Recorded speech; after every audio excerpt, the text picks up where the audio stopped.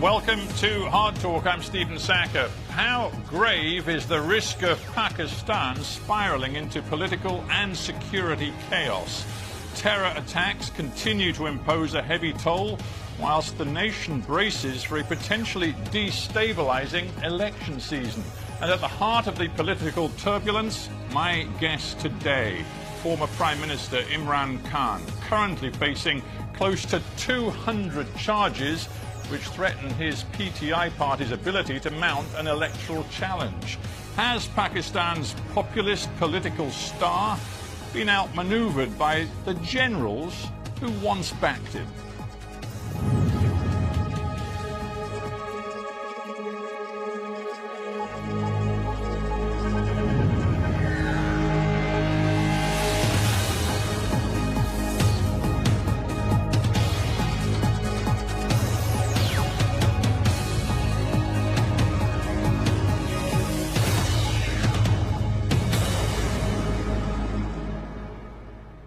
Imran Khan in Lahore, Pakistan, welcome to Hard Talk.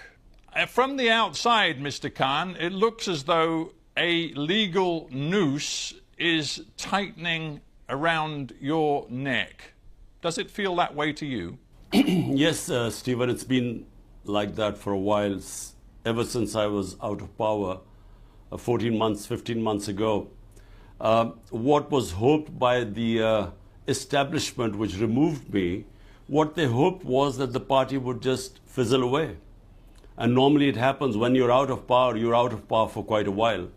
But instead what happened, the most unusual thing in this country, that the party's popularity kept growing. And then in the by-elections that took place, out of 37 by-elections, my party swept 30 of them. And this is despite the establishment backing the government parties. So since then, the attempts are being made to knock me out of the game. I had 2 assassination attempts on me, and apart from that, now I have close to my double century, almost 200 cases, and the whole attempt is to either imprison me or disqualify me, or both. Yeah, you talk about being knocked out of the game. Isn't the reality, now that there are these pretty much 200 cases against you, which include a whole range of charges? The corrupt misuse of official gifts is one, contempt of Pakistan's election commission is another, but then there are others which include, as I understand it, sedition, blasphemy, and one case which even alleges your involvement in a murder. It's becoming so complex and so serious that, frankly, you don't have time for anything else. Well, you forgot to mention there are about 60 or 70 terrorism cases against me. So all my time is spent from going from one court to another courtroom.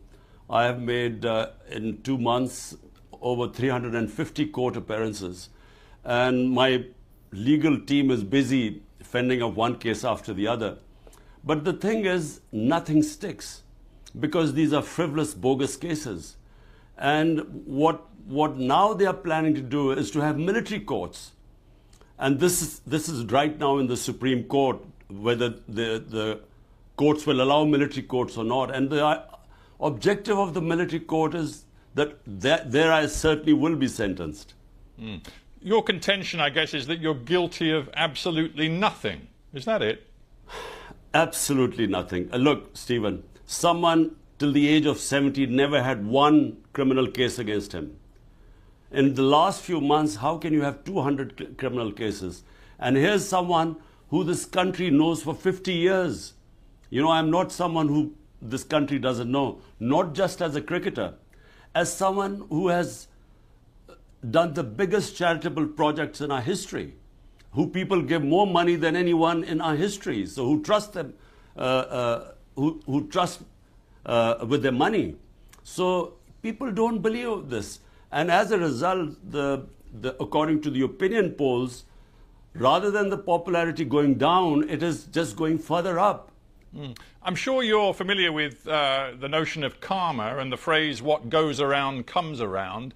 would you accept that one problem for you is that the positions you stake out today are very different from the positions you've taken in the past? And when I say that, I'm thinking, number one, of your enthusiasm for the court's ruling that Nawaz Sharif, back in the period before 2018, should not be allowed to run again for public office. You, for a couple of years, demanded that he be barred from politics.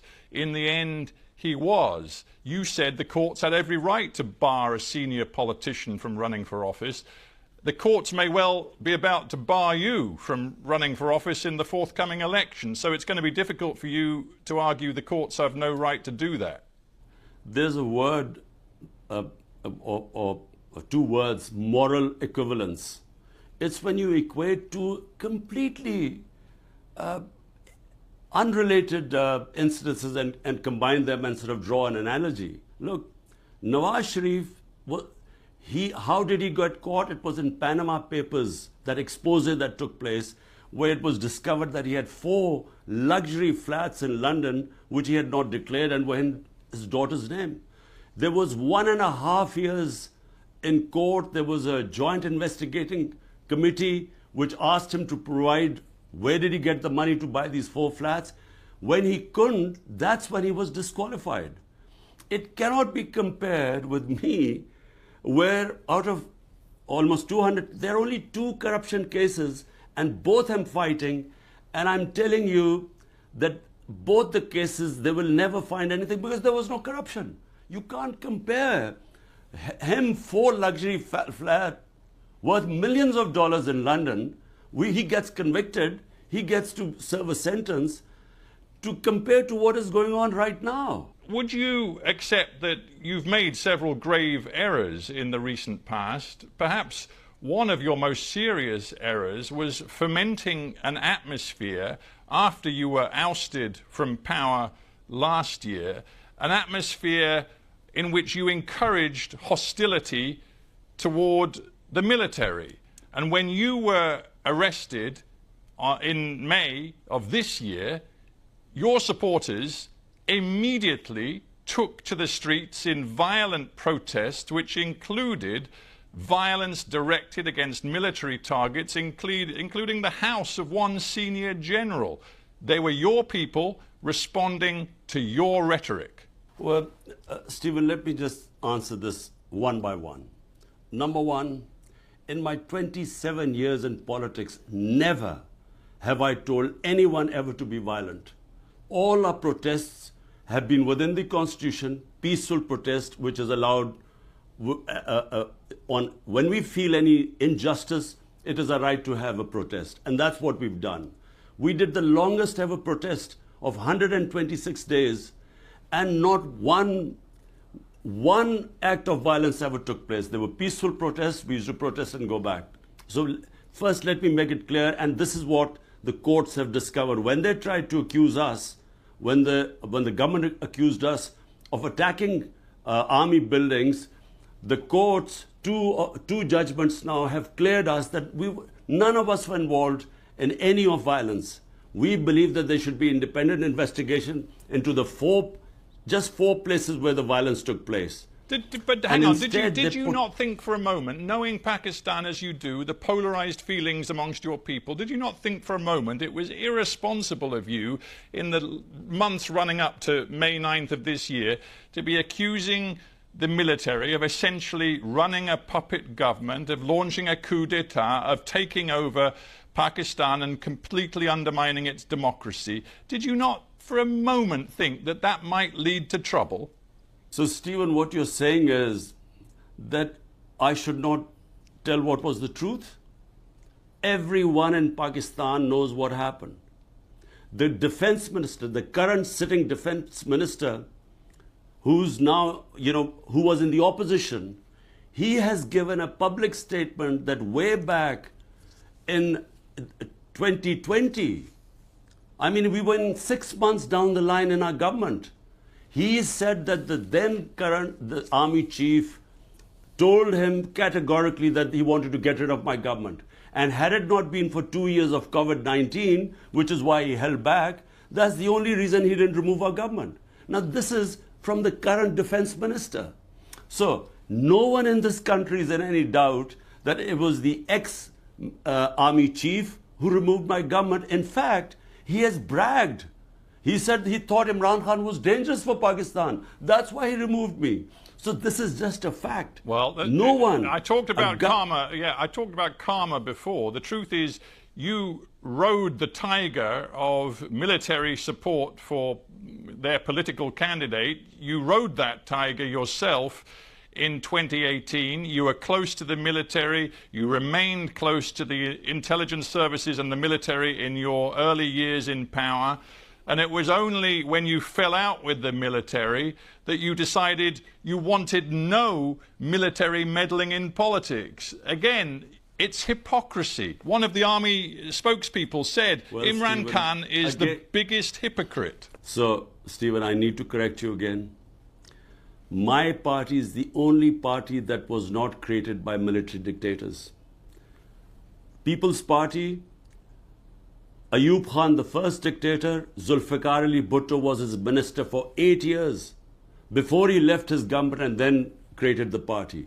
Nawaz Sharif was manufactured by General Ziaul Haq. He was a businessman. My party started from zero. 22 years I built my party from scratch. And then, if in 2018 the army backed us, then how come, then despite the establishment openly going against us, trying to dismantle us, how come after we are out of government we win 30 out of 37 by-elections? How come that has happened? Because the establishment, everyone knows, is standing with the government. So how come we sweep all the by-elections? So clearly we did not come into power because of the army.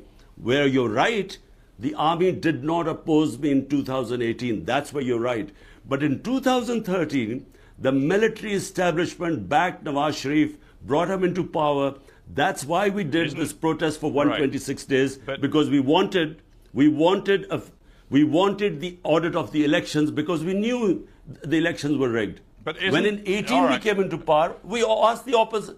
We asked them to open the elections because we knew we had won free and fair elections. Isn't the truth, though, that you believed after you lost that vote of confidence in 2022, you believed you could use people power to force the army to come back to you, in essence, and you were wrong. And going back to what happened in May 2023, when your supporters went to the streets, they committed that violence, including against key military infrastructure, you basically crossed a red line that even supporters of your own PTI party, even former friends and colleagues in your government, say is on you. It's your responsibility. To quote your former defense minister, Pervez Katak, he says, all of the political representatives of my new party hold Imran Khan responsible for the tragedy of May 9th.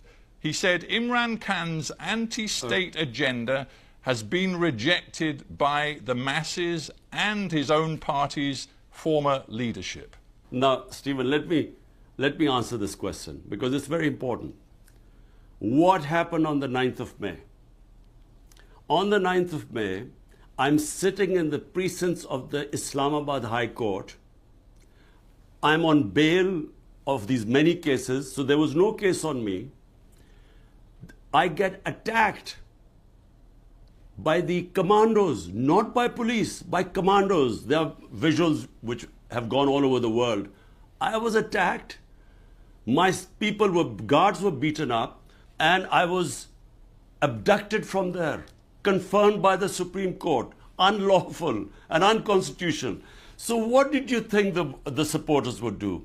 When they saw the army, the commandos picking me up from there, was there not going to be a protest? But remember, when I was shot, and 12 of my other people were wounded, 1 dead. Despite that, there was no burning, there was no arson. There were peaceful protests, but there were protests without any arson.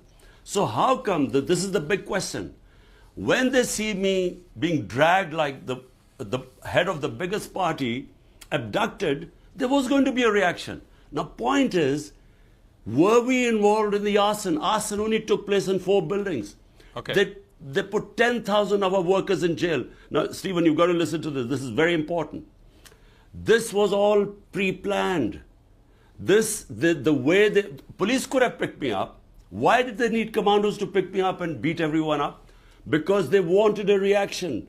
And but the reaction was peaceful, as it's always been. I want to stop you, Imran Khan, because you have made it clear you accept no responsibility for the violence around May 9th. I understand that, but my point really was to focus on the fact that since May 9th, the extreme pressure put on your PTI party, some of its members from the most senior to the most junior, has led to the implosion of your party. Some of your most senior former lieutenants, like Fawad Chowdhury, Pervez Khattak, whom I've mentioned, Jahangir Tareen, they've all left. Some of them have set up new political parties. Your party, as it was, frankly, no longer exists. If my party doesn't exist, why don't they announce elections? Why did they run away from the elections stipulated by the Constitution, announced by the Supreme Court on the 9th of May in 60% of Pakistan versus Punjab? They ran away from the elections. Now they're trying to run away from the elections in October. So if my party is finished, they shouldn't be worried. The problem is the party is intact. They have tried everything. They have put 10,000 of people in jail, including women, never done before, peaceful protesters. And worse, they have put people through torture. We've faced custodial torture. It's never happened in the history of this country. And under pressure, some people have left, but the vast majority of people are in hiding today in Pakistan. All my senior leadership, which is not arrested, few of them have defected. The rest are in hiding. My workers are in hiding. I'm the only one, with 1 or 2 other guys who are not in hiding, but we are more or less house arrested. But that's the point. So, that's the point. I mean, Hang on.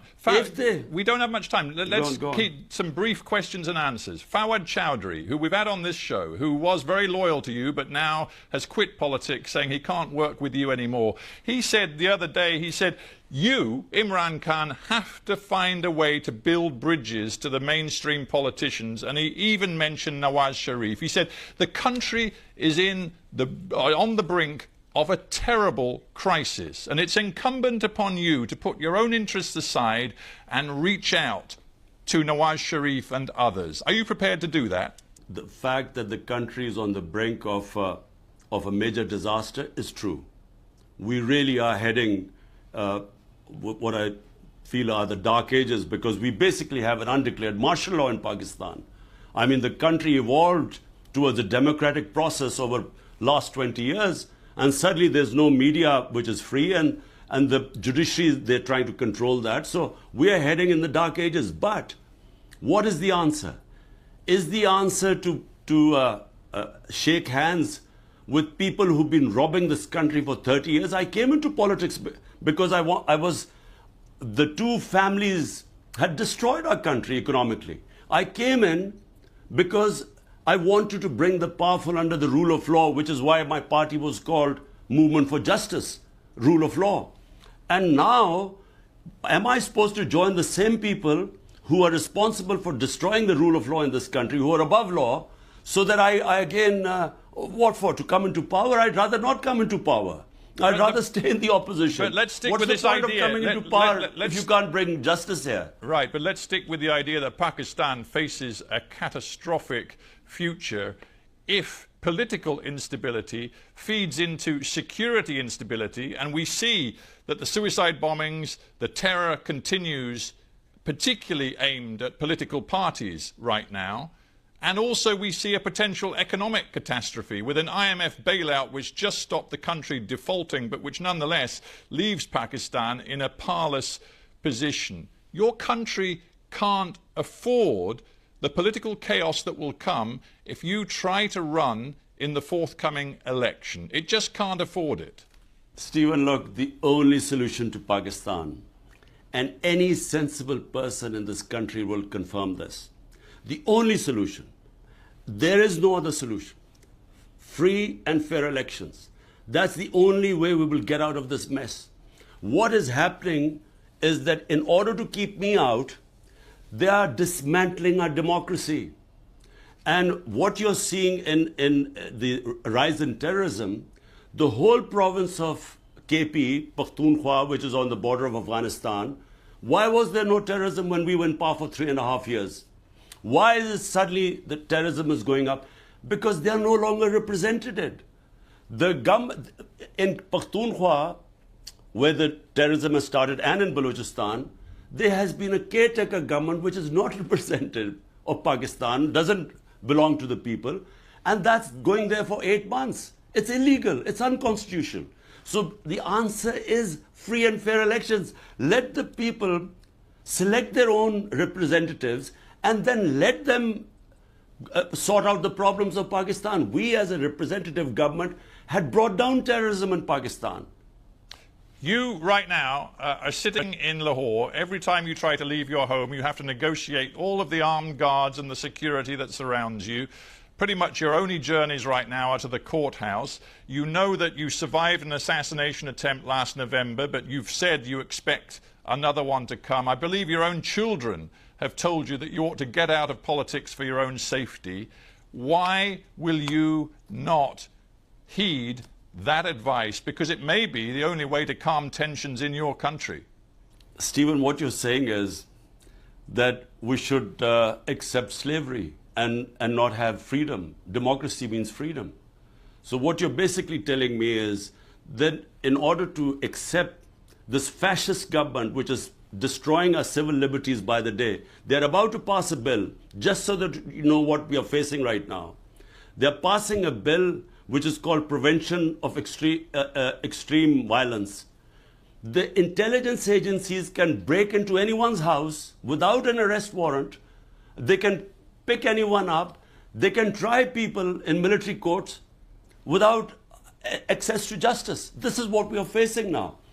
Unfortunately, the country has been taken over by fascists, and they are petrified of elections. Reason why I'm suffering is because they know that elections we would win, hands down. And because of that, they are not only dismantling our democracy, it means we should accept that we don't have any freedom. How can we accept that? You've made a series of allegations. Made a series of allegations about this government, which of course the current Pakistani government would absolutely deny. But what is clear is that if elections are to be held this year, you have a choice. You either try to run or you back off because it could send Pakistan over the edge. What are you going to do? What will save Pakistan are free and fair elections. Stephen, make no mistake about it, because that will give it political stability, a government backed by a public mandate. If it comes in for 5 years, will give us political stability, and that will then give us economic stability. At the moment, there is no political stability and the economy is just tanked. And this terrorism is an offshoot. Right. When there's no representation of people, when they are being ruled by a center which has no idea how to deal with things as things deteriorate. So look, what you're basically saying is that I should just leave these guys alone and, look after myself. So it's easy for me. All I have to say is that, look, I'm going for a holiday to London to see my boys, and life is easy for me. But look, I am the first generation of Pakistanis which grew in an independent country. My parents grew up in colonial India. So we value our freedom. Imran Khan, we have to end there. Thanks very much for joining me on Hard Talk.